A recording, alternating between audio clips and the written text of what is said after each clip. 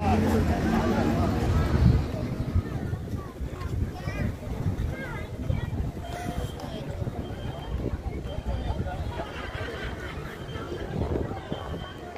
naman tayo magugutom. Basta may 7-Eleven. Basta may 7-Eleven. Hindi na. For today's video mga kasinesya, nandito ako ngayon sa Taiwan. So sa pangatlong araw ng aming gala dito sa Taiwan. So dito kami napunta sa mga ruins po ito mga kasine. So na-excite ako kasi ang daming tao. Siguro maganda talaga yung lugar. Actually dulo na ito ng Taiwan kasi mga bundok-bundok at saka isla-isla na to eh. So parang ganoon na to mga kasine. So sa pagpapatuloy ng aming gala ay ito't marami kaming nakakamit ng mga Pilipino. So makikita mo naman yung mga Pilipino kasi nag-i-speak sila ng Tagalog. And yun, nakapila kami dito kasi magbabayad kami dyan $120 per head.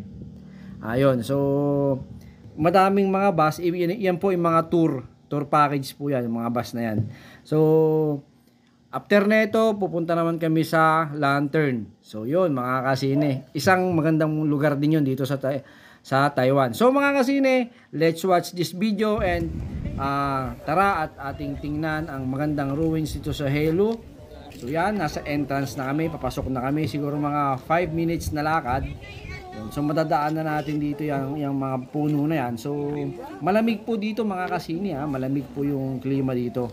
So hindi lang ako naka-jacket kasi wala akong dalang jacket. Yun. So yun mga kasini. So yun. Please like and share and subscribe my YouTube channel. So thank you po. At tara at mamasyal tayo.